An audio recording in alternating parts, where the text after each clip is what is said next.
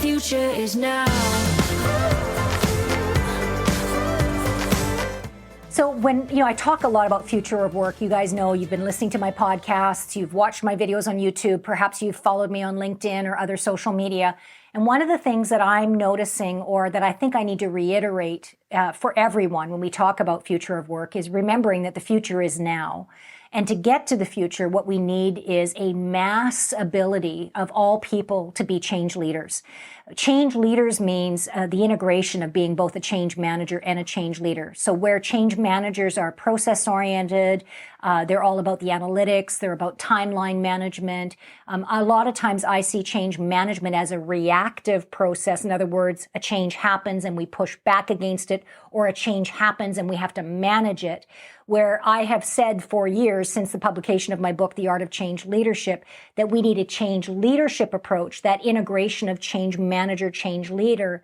So where a change manager is about process and tactical and practical, a change leader is about inspiration and engagement and influencing people to come along with the change. So it's so fascinating because what the pandemic did is it caused a massive disruption that forced everyone to have to change. So one of the challenges is we hear the word change and a lot of us tune out because like, oh yeah, I've been through change. Look how we adapted to the pandemic. We all went virtual or remote, or we're working hybrid.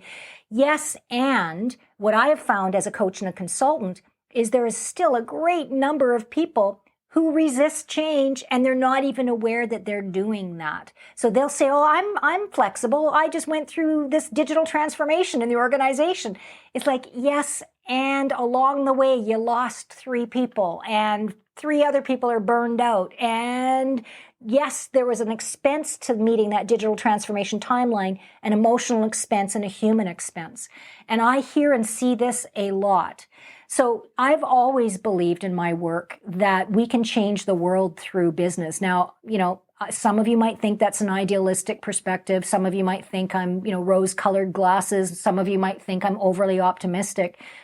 But I've been at this, the change leadership, leadership development, leadership coaching, consulting for over 20 plus years. And what I will say to you is that I'm not overly optimistic or idealistic about this because if you look at where we are now, post-pandemic, organizations have the most concentrated groups of people or cultures, if you will. So if you're going to affect systemic social change, it's going to be through business. Patagonia recently, Yvon Chouinard, he just said that all of his profits for the organization are going to climate change. Now that's an example of an organization, a billionaire who's wanting to change the narrative around how business affects the planet, how business affects people. Now you can imagine with Patagonia, and I would love to get an interview with Yvon, and I'm going to work on making that happen. But I will tell you, you can imagine that in that organization, they have high engagement. When that announcement was made, I'm going to bet that people felt that they were part of something far bigger than themselves personally. And that this was also part of that they could see themselves as we're not just a regular business, we're a business effecting positive change.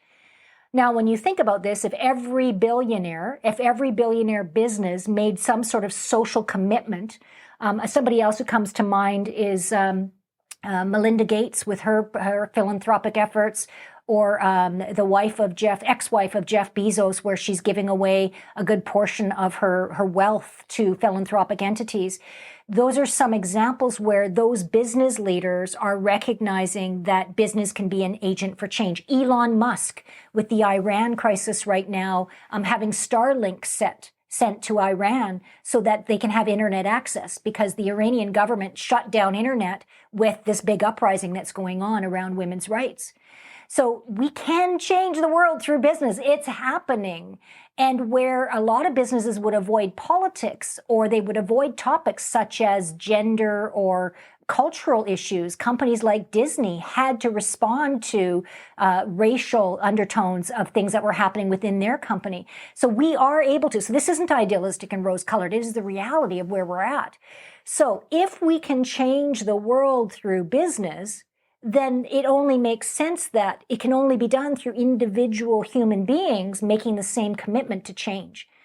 So if you or I are in an organization and we're resisting change, it's a deeply psychological process. I'm reading a new book by Gabor Mate, which is called The Myth of Normal. And in a lot of my work, I've done a lot of study on organizational development, human behavior, behavioral science, psychology. A lot of that has informed my approach to my business and how I work with clients. But when you look at really individuals make up the corporations, and individuals have their own stories around trauma and wounds and how they view change. So I believe that every time we work with each other, or we elevate somebody to gain a new perspective, or we help someone to lead change rather than from that ego or that self-preservation perspective, but rather from a this is good for the company, or this is good for the planet, or this is good for all of us. That's the opportunity as we move forward. So one of the things I'd like to sort of present to you on this podcast is, asking yourself questions like, do I embrace change? And when I say embrace change, rather than look at it from a singular perspective of what's this change going to do for me, looking at it from a broader perspective of, is this change better for the company overall? Is it better for my team? Is it better for, our industry?